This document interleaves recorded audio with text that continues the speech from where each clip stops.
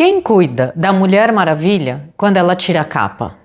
Você deu conta do trabalho, dos filhos, da casa e até do marido. Mas quem cuida de você quando deixa de ser a super-heroína, a salvadora de todos? É da natureza de muitas de nós mulheres passar dias, semanas, meses e anos cuidando de todos ao nosso redor. E ao longo do tempo, se não tomarmos cuidado, vamos sempre nos colocando por último na nossa própria lista de prioridades. Até percebermos que cuidamos de tudo e de todos, menos da mulher que existe por trás de tantos papéis. É assim que uma mulher forte, competente e capaz pode começar a se sentir pequena, sozinha e invisível dentro do próprio casamento. Não porque deixou de ser importante, mas porque passou tanto tempo atendendo às necessidades de todos que já não consegue reconhecer, expressar e priorizar as próprias necessidades. E como equilibrar tudo isso? Como manter tantos pratos no ar sem deixar você mesma cair? A resposta não é abandonar suas responsabilidades, é parar de se abandonar para conseguir dar conta delas. Eu sou Heloísa Mazotti e ajudo mulheres que se sentem sozinhas no casamento a transformar a crise em felicidade a dois. O primeiro passo não é fazer ainda mais por todos. É voltar a enxergar a mulher que existe quando a profissional encerra o expediente e você precisa reencontrar seu lugar como mulher e como esposa. É ter um olhar cuidadoso e gentil sobre o quanto você tem amado a si mesma. Existem muitas formas de expressar o amor. Existe o amor que muitas mulheres oferecem a todos ao seu redor. E existe o amor que muitas esquecem de direcionar a si mesmas. O auto-amor. Isso não significa que uma mulher que não tem se amado seja incapaz de amar os outros. Pelo contrário, muitas mulheres entregam todo o amor que têm aos filhos, à família e ao marido, mas não se incluem entre as pessoas que também merecem recebê-lo. E essa é a incongruência.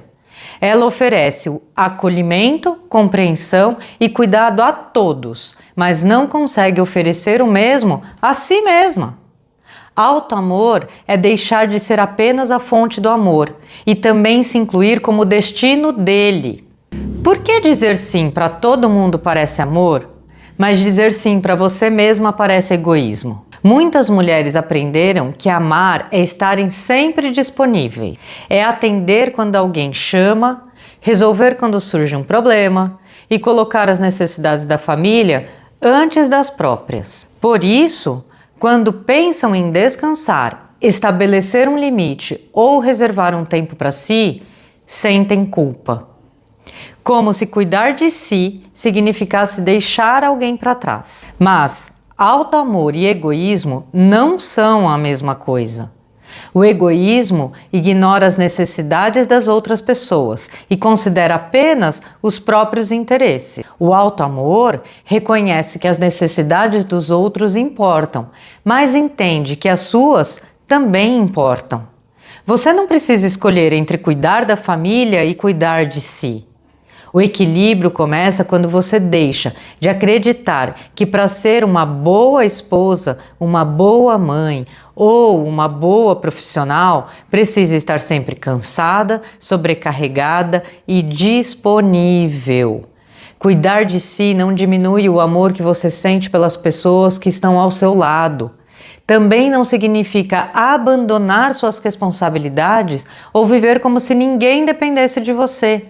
Significa apenas não se excluir das decisões que envolvem sua própria vida, porque existe uma diferença tênue, um fio de cabelo que separa entre amar alguém e desaparecer para manter esse amor. Cuidar de si não é sair da vida das pessoas que você ama, é voltar a ocupar seu lugar na própria vida. Se ninguém precisasse do que você faz, Você ainda saberia reconhecer quem você é? Algumas mulheres passaram tantos anos sendo valorizadas pelo que entregam que começaram a confundir utilidade com valor. Elas se sentem importantes quando resolvem um problema, ajudam alguém ou mantêm tudo funcionando.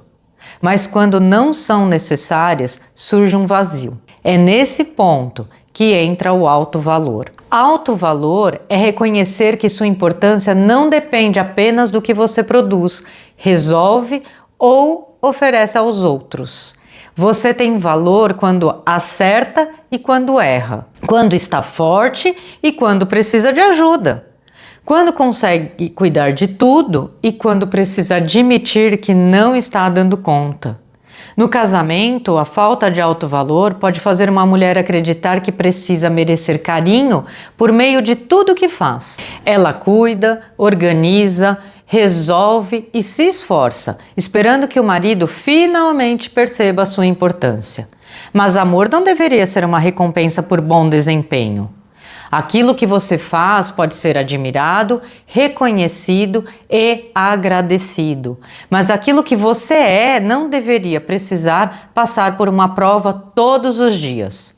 Alto valor é compreender que você não precisa ser indispensável para continuar sendo importante.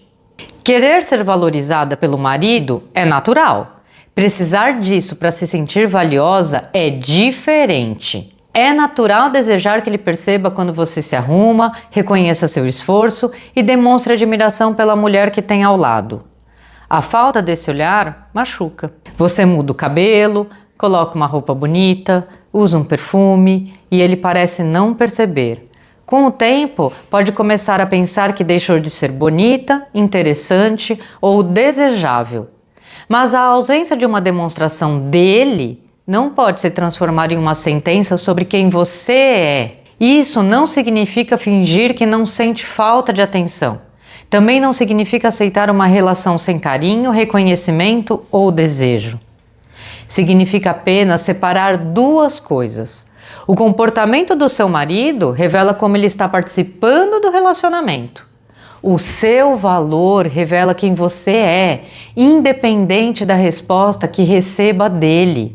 Quando essas duas coisas se misturam, cada silêncio dele se transforma em rejeição e cada distração parece confirmar que você não é importante. O olhar do seu marido pode demonstrar amor, admiração e desejo, mas ele não tem o poder de criar o seu valor. E também não deveria ter o poder de apagá-lo. Você sabe o que sente. Então por que trava toda vez que precisa dizer? Durante o dia você ensaia a conversa. Pensa no que gostaria de explicar, nas situações que a machucaram e naquilo que precisa mudar. Mas quando chega o momento, você se cala para evitar uma discussão ou começa a falar já tomada pelo cansaço e pela irritação. É aqui que entra a autoconfiança. A autoconfiança não é ter certeza que seu marido vai concordar com você. Também não é falar sem medo, nunca se emocionar ou ter sempre as palavras perfeitas.